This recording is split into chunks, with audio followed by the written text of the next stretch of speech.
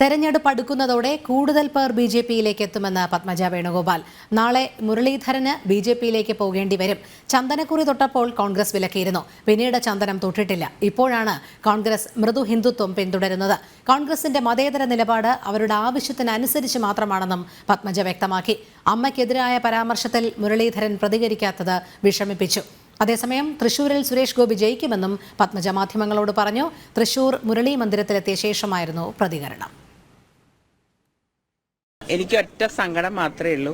എന്നെ തോൽപ്പിക്കാൻ നിന്നതിൽ 2-3 പേര് മുരളിയേട്ടന്റെ ജീപ്പിന്റെ കൂടെ അപ്പുറം ഇപ്പുറം നിൽക്കുന്നുണ്ട്. അതാരാ നിങ്ങൾ കണ്ടുപിടിച്ചത്? ഇതിന്റെ പിന്നിൽ കളിച്ച വേറെ വലിയ നേതാക്കളുണ്ട്. അത് ഘട്ടം ഘട്ടമായിട്ട് ഞാൻ പറഞ്ഞോളാം. ഇപ്പോഴല്ല എന്നെ വല്ലാണ്ട് ചൊറിയട്ടെ, അപ്പൊ ഞാൻ പറഞ്ഞു. പാവ മുരളിയേട്ടൻ അവിടെ വടകര ഒന്ന് ജയിച്ചു പോയേനെ. എന്തിനാ ഇവിടെ കൊണ്ടുവന്നിട്ട് ഇതിന്റെ ഇടയിൽ കൊണ്ടിട്ടേന്നല്ല. കാരണം അങ്ങനെയൊന്നും ഞാൻ പറഞ്ഞില്ല. അദ്ദേഹത്തിന് എന്താ പറയണ്ടത്, ജാതകപ്രകാരം ഇനി സമയം നോക്കണം, എന്നാലേ എനിക്ക് പറയാൻ പറ്റുള്ളൂ. കാരണം തൃശ്ശൂരാണ്.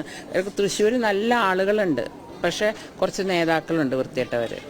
സുരേഷ് ഗോപി എന്നെ ജയിക്കുന്നതാണ് എനിക്ക് തോന്നുന്നത്. സുരേഷ് ഗോപി എന്നെ ജയിക്കുന്നതാണ് എനിക്ക്. ഇപ്പൊ ഇവിടെ മുരളിയേട്ടൻ ശരിക്കും വടകര സുഖകരമായിട്ടുള്ള ഒരു വിജയത്തിലേക്ക് പോവുകയായിരുന്നു. എന്തിനാണ് മുരളിയേട്ടൻ അവിടെ കൊണ്ടിട്ടത്? അപ്പൊ എനിക്ക് വിലയില്ല എന്നല്ലേ പറഞ്ഞേ.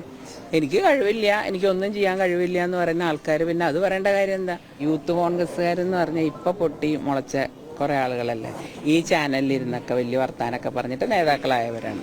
അവരോട് പറഞ്ഞ എനിക്ക് പുച്ഛാണ് അവർ പറഞ്ഞ. ഈ പറയുന്ന എൻ്റെ സഹോദരൻ 3 പാർട്ടിയുടെ പ്രസിഡന്റ് ആയ ആളാ. ഞാൻ ഒരു പാർട്ടിയിൽ നിന്നിട്ടില്ല ഇതുവരെ. സഹിക്കാണ്ട് ഓടിപ്പോയതാ. എൻ്റെ അമ്മയല്ലേ മുരളിയേട്ടൻ്റെ അമ്മ അല്ലേ? അപ്പൊ സ്വന്തം അമ്മേനെ പറ്റി പറയുമ്പോൾ ബാക്കിയൊക്കെ പോട്ടെ, പെങ്ങളെ പറ്റി പറഞ്ഞ് ഞാൻ ജീവിച്ചിരിക്കുന്ന ഒരാളാണ്. സ്വന്തം അമ്മേനെ മോശമാക്കുന്ന രീതിയിൽ ഒരാൾ പറഞ്ഞപ്പോൾ അതിനെ സപ്പോർട്ട് ചെയ്ത് മുരളിയേട്ടൻ സംസാരിച്ചപ്പോഴാണ് എനിക്ക് ആകെ മുരളിയേട്ടനൊരു വിഷമം തോന്നിയത്. അത് ചെയ്യാൻ പാടില്ല. ഈ ഇലക്ഷൻ കഴിഞ്ഞാൽ ആരൊക്കെ വരുന്നുണ്ടാ നിങ്ങളെ എട്ടും. അപ്പോഴേക്കും നമ്മളൊക്കെ ഒതുങ്ങി പോയിട്ടുണ്ടാവും. കാരണം അതിനേക്കാളും പ്രഭവന്മാരെ വരാൻ ബഹ്റൈനിൽ സത്യം പറയട്ടെ, 1.5 കൊല്ലമായി ഞാൻ ബഹ്റൈനെ കണ്ടിട്ട്. ഞാൻ വെല്ലുവിളിച്ചല്ലോ, തെളിവുകൾ പുറത്ത് കൊണ്ടിട്ടേ.